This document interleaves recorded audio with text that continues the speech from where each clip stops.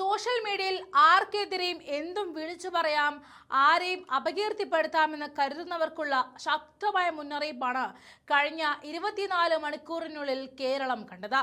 മുതിർന്ന കോൺഗ്രസ് നേതാവ് VM സുധീരനെതിരെയുള്ള വ്യാജ പ്രചാരണത്തിൽ ആഭ്യന്തരമന്ത്രി രമേശ് ചെന്നിത്തല കൈക്കൊണ്ട മിന്നൽ വേഗത്തിലുള്ള നടപടി ഇപ്പോൾ കേരളത്തിലുടനീളം ചർച്ചയാവുകയാണ്. VM സുധീരന്റെ ഒരൊറ്റ ഫോൺ കോൾ, തൊട്ടു പിന്നാലെ ആഭ്യന്തര വകുപ്പിന്റെ ശക്തമായ നടപടി. പ്രമുഖനോ സാധാരണക്കാരനോ എന്ന വ്യത്യാസമില്ലാതെ സോഷ്യൽ മീഡിയയിലൂടെ വ്യാജ വാർത്തകൾ ചമയ്ക്കുന്നവർക്ക് നിയമത്തിന്റെ കൈകൾ എത്ര വേഗത്തിൽ തങ്ങളെ തേടിയെത്തുമെന്ന് തെളിയിച്ചിരിക്കുകയാണ് നമ്മുടെ ആഭ്യന്തരമന്ത്രിയായ രമേശ് ചെന്നിത്തല.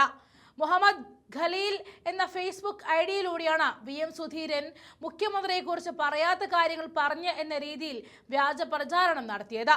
സർക്കാരിന്റെ നിലനിൽപ്പിനെ പോലും ചോദ്യം ചെയ്യുന്ന തരത്തിൽ ജനങ്ങൾക്കിടയിൽ തെറ്റിദ്ധാരണയും വിദ്വേഷവും ഉണ്ടാക്കാനുള്ള ബോധപൂർവമായ ശ്രമമായിരുന്നു ഇത്. വിഷയം ശ്രദ്ധയിൽപ്പെട്ട ഉടൻ തന്നെ VM സുധീരൻ അതീവ ഗൗരവത്തോടെ ആഭ്യന്തരമന്ത്രി രമേശ് ചെന്നിത്തലയ്ക്ക് അടിയന്തര നടപടി ആവശ്യപ്പെട്ട് പരാതി നൽകുകയായിരുന്നു.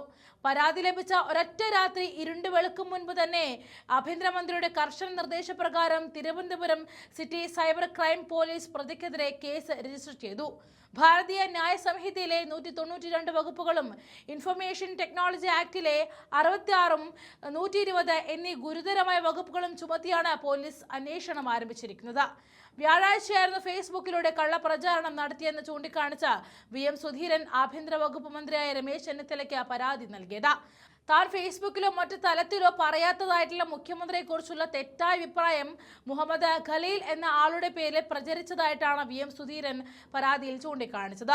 സർക്കാരിന്റെ നിലനിൽപ്പിൽ തന്നെ താൻ ചോദ്യം ചെയ്യുന്ന രീതിയിൽ ജനങ്ങളിൽ തെറ്റിദ്ധാരണ പരത്തി വിദ്വേഷത്തിന്റെയും പ്രകോപനത്തിന്റെയും അന്തരീക്ഷം വളർത്തിയെടുക്കാനുള്ള ഹീന ശ്രമമാണ് നടന്നത്. അതീവ ഗൗരവത്തോടെ വിഷയത്തിൽ അന്വേഷണം നടത്തി ഉത്തരവാദികളായവരെ കണ്ടെത്തണം. വിഷയത്തിൽ അടിയന്തര നടപടി സ്വീകരിക്കണമെന്നും VM സുധീരൻ പരാതിയിൽ ആവശ്യപ്പെട്ടു.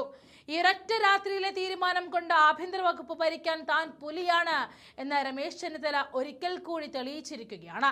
രാഷ്ട്രീയ വൈരാഗ്യത്തിന്റെ പേരിൽ സോഷ്യൽ മീഡിയയെ ദുരുപയോഗം ചെയ്യുന്നവർക്ക് ഇതൊരു ശക്തമായ സന്ദേശമാണ്. ഈ UDF സർക്കാരിന്റെ കാലത്ത് ആർക്കെതിരെയും അനാവശ്യ അധിക്ഷേപങ്ങൾ ഉന്നയിച്ചാൽ വെറുതെ വിടില്ല എന്ന ഉറപ്പാണ് ജനങ്ങൾക്ക് ഇതിലൂടെ ലഭിക്കുന്നത്.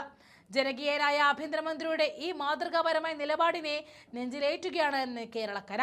നിയമം അതിന്റെ വഴിക്ക് കൃത്യമായി സഞ്ചരിക്കുമെന്നും സൈബർ കുറ്റവാളികൾ രക്ഷപ്പെടാൻ ഒരു വഴിയും ഇല്ല എന്ന് ഉറപ്പിച്ചു പറയുന്നതാണ് ഈ നടപടി. സംഭവത്തിൽ പോലീസ് അന്വേഷണം ഊർജിതമാക്കിയിട്ടുണ്ട്. പ്രതികൾ ഉടൻ തന്നെ വലയിലാകും എന്നാണ് സൂചനകൾ.